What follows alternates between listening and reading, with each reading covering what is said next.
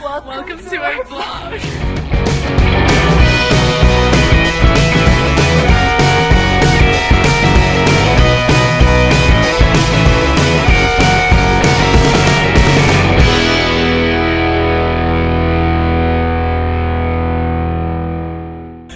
Today's episode, we are doing cultures. How are we the same? How are we different? So we just ordered sushi and we found out that it's something we have in common. We both love sushi.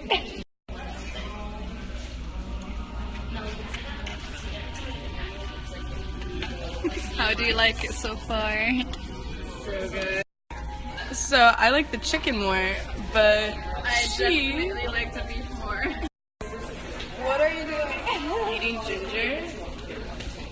You don't like it? No, It's delicious. it's not at all. My brother taught me this. If you put your finger, it like stops.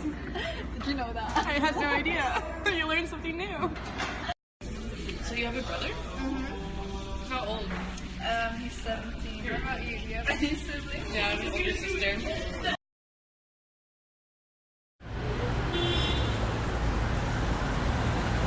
Yeah. So what's a popular song from where you're from? From Egypt or Holland? Either one, I don't know. Okay, Egypt. يا ساكن خيالي عاشق بقالي سنين حبيبي يا نور العين ساكن خيالي عاشق بقالي سنين ولا غيرك تبالي What's Habibi? Habibi, like it's a word used to bother basically means baby. Say Habibi. What's the song like you guys listen to a lot? Baby, I'm sorry. I'm not sorry. I'm not sorry. Okay, so we just got done with dinner and we're talking about where we're both from originally. You said you were from Egypt Yeah, originally? both my parents are from Egypt, and I was born in Egypt, but I moved to Holland, stayed there for 14 years, and then I moved back to Egypt for my high school years, graduated there, and then went back for university in Holland. What about you? Well, I was born and raised in Florida in America, but my mom is from Brazil, so I definitely have a huge aspect of me that's Brazilian, and my dad is Jewish and from New York, so Nice. Brazilian. That's interesting. Yep. My issue mainly is that I consider myself as a third culture child because I've been raised by Egyptian parents in a Western country, so I inherited both cultures, the Middle Eastern culture and the Western culture. However, I don't feel like I completely fit into the Western culture, neither do I completely fit into the Middle Eastern culture. So basically I have my own culture, and I relate to people who like are similar as me. There are many people in Holland who were born somewhere else, Middle Eastern countries mainly, and raised in the Netherlands. Yeah. I kind of feel similar, not in the way that I was only raised in America, but I always feel like my American friends don't understand a certain aspect of my other culture, my Brazilian culture. And then when it comes to Brazil, I'll never be able to fully fit in either because I wasn't raised necessarily speaking Portuguese, but I was always brought up around the culture. And so when I'm around my Brazilian friends, they're bonding over things that I feel like I can't relate to either, so I never really know where to fit in. So did you have any culture shock when you first came to America? No, actually not, because I was raised in the Netherlands, so it's like pretty similar to the United States, like the whole Western culture. But I would say the Egyptian culture is definitely different compared to the Western culture. Yeah, because I think if I was raised in Egypt, I would definitely have a cultural shock to some extent, and that's because the cultural artifacts in Egypt are very much different than here, especially the way people dress, because Egypt would be considered as an Islamic country. So obviously there are many people who dress like modest, and just the way they interact with people. Whenever you greet someone in Egypt, you wouldn't like, if a man greets a man, they would like kiss each other in the cheek, but you would never see that, or like rarely see that here in the States or any Western country. And male and female, they greet each other by like a handshake. They would never hug each other unless they're like very, very close, like family or something. Yeah, I agree with the way you greet people is really different in Tallahassee in particular, because I'm from the Miami area and everyone greets each other like on the cheek, and it doesn't matter, boys and girls. Especially in Brazil, you don't go in for the hug. You're gonna go in for the kiss on the cheek, and it's just really different up here for me. So I experienced like a minor culture shock for Tallahassee, but not as big as, I don't know, someone from like Egypt coming here probably. However, I don't think, even when Egyptians who have been raised, like I have many Egyptian friends who have been raised in Egypt and they stayed in Egypt their whole lives, but they wouldn't have a cultural shock when they would come to America, and that's because of the acculturation, and basically the Western culture has such a huge influence and impact on the Egyptian culture, especially, well, Egypt is very, it's divided into social classes, and social classes are very obvious over there. You can notice them within the community, and especially I would say the higher classes, which are those who went to private schools and got like a private education. They would much more relate to the Western culture rather than the Middle Eastern culture. So yeah, that's why it wasn't hard for me to come to the US, and obviously because I also lived in the Netherlands. So like in Egypt we have many stereotypes, but like do you in Brazil also have specific stereotypes, and are they true? Like feeling people from outside the culture stereotyping us, or within our culture? Either one. Well, like you were saying, within Egypt, you have social classes. I feel like in Brazil, they definitely have that too. And, you know, from the working class to the people who can afford private schools, stuff like that. And both of my family, like, they're on both sides. So there's kind of that stereotyping, but from a Western perspective, whenever I tell someone I'm Brazilian, they'll either be like, oh, you don't look Brazilian, and I'm like, what does that mean? And they say, well, first of all, it comes to like the curviness, and, you know, I don't know, like hair color, stuff like that. And it's funny because my mom's actually part German, so my family in Brazil is blonde hair, blue eyes, so they don't necessarily look Brazilian, like what you would expect. Yeah. So what stereotypes have you experienced? Okay. Well, within Egypt, we have the stereotypes since we have social classes, so the working class or the lower classes. I don't know if they envy the higher classes, I would say, but yeah, they would always say that we got our money because our parents are like thieves or whatsoever. So yeah, they always, I don't know, they despise us for some reason. And from outside, well, actually I had this when I came to the US. I was waiting at the bus stop, and there was this girl sitting next to me, and she looked at me, she was like, where are you from? And I was like, I'm from Holland and from Egypt. And she looked at me, she was literally clueless. So I'm like, yeah, Holland, Amsterdam, do you know Amsterdam? She's like, oh yeah, I know it. It's like, yeah, it's like in Europe, and I tried to explain where it was. Oh god. And it was so bad. And then she asked me about Egypt, and I'm like, Egypt, it's in North Africa, and she was still clueless. She I'm like, didn't know where Egypt was? no.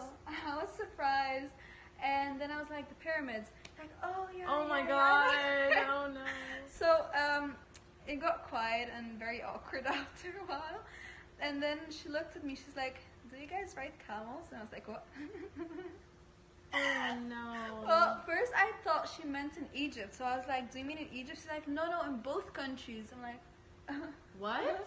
She actually thought that in Holland we somehow ride camels as well. So I tried to explain to her that I've never seen a camel in Holland, but like only in a zoo maybe. Like I literally told her the only time I saw a camel in Holland was in a zoo. You're a good person.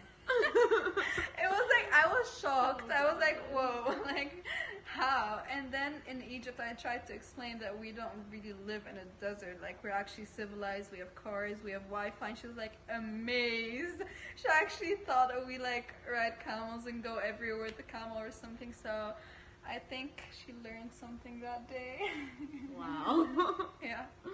Same thing in Brazil. People don't really know what to expect because there's a stereotype that it's a struggling like poor country, and they just think of favelas, and they're like, oh, does your family like live in huts? Which not everyone lives like that. It's like, yes, there are poor parts of the country, but. And then people also just think of Rio de Janeiro, and like that encompasses a whole country, but Brazil is actually a huge country with many different parts and has the Amazon and even a forest and even a desert. We both love makeup, especially highlight, and Shana just bought a new highlighter, and like my highlight is always popping, but you can't see her. Oh, you can't see it right now. Poppin'. And oh my god, I know that one. It's so good. My best friend has it. Really? Yeah. I'll teach you how to do it. It's good. It's good. I love it. I have the mini. She's gonna put the highlight on right now. So pretty. Love it. Where's the highlight? Where's the highlight, girl? So I got this for Hanukkah. How awesome. Wait, what? What is Hanukkah? Hanukkah. What is it? You know, it's the Jewish holiday where it's 8 days long and you light the candles each night. Oh my god, tell me more about it. So, some traditional cultural artifacts that you use are the dreidel, and you spin it and you play a game. And then you say prayers each night, and then you also exchange gifts, and you get one gift each night like this. So, what do you celebrate? Well, in Egypt we have like the national holidays and then the Islamic holidays. Let's go to the couch. Alright, so the national holidays, the most important one, or two actually, is January 25th. Okay, so on the 25th of January, basically, in 2011, January 25, we had the Arab Spring, and that's when the Egyptian Revolution happened, where we tried to overthrow the government. At that time, President Hosni Mubarak was in charge, and then, yeah, it was a success, and he left. But after that, we got the Muslim Brotherhood, which was even worse. And then we had another revolution, and that took place on June 6th, so that's another holiday. And then we have a very important one, which is October 6th, and that's 1973 on October 6th. Egypt. Okay, so Egypt was in war with Israel over Sinai, and on October 6th we got that part of Egypt back. However, Israel also celebrates something similar. So those are like the national holidays, and then we have the religious holidays. So unfortunately we don't have holidays in Ramadan because that's like a whole month, so not gonna give us a whole month off. But then we have Eid, and there is Eid al-Fitr and Eid al-Adha, and Eid al-Fitr comes right after Ramadan, and that's like basically 3 days of celebration that we fasted for a whole month. And then Eid al-Adha is basically when people go to Mecca and they pray there and do the Hajj. I know in like Islam we have fasting, and then in Christianity there's also a type of fasting. We also have that.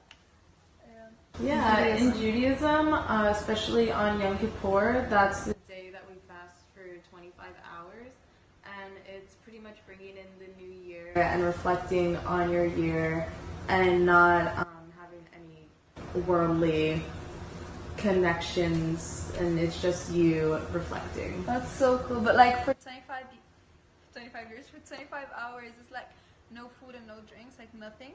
Yeah. That's insane. So in Egypt, we also have a lot of code switching, especially within like I would say the private school community. Whenever we would talk to each other, we would talk in Arabic and English. So like one sentence would be half of it Arabic, half of it English, or like would be fully English and then one or two words in Arabic and like the other way around as well. That's so cool. I know. Yeah, code switching isn't something that I've necessarily ever experienced because English is my first and only language, really, even though I'm trying to speak Portuguese and learn. And yeah, everyone around me in America, we're just very English oriented, and we got very spoiled that way. So I've never like experienced code switching, but it's really cool to think that way. And my mom actually like does code switching all the time, and I never really thought about that. I have that as well with my brother and parents, because like the four of us, we speak English, Arabic, and Dutch. So whenever we would speak to or talk to each other, we would talk in like the three languages. You It's got like, 3 languages going like, on. yeah, it's super cool though, and it's like very funny when you're like sitting with people and they would only understand one of those languages and like, what the hell's going on? What are you talking about? So yeah, it's pretty cool. Okay, so I'm sending an email to Dr. Muhammad right now, but can I just say you to her whenever I refer to like something she said in class? Yeah. It feels so wrong. Why does it feel wrong? Because like in Egypt and also in Holland, like in both countries, we have 2 different ways to say you.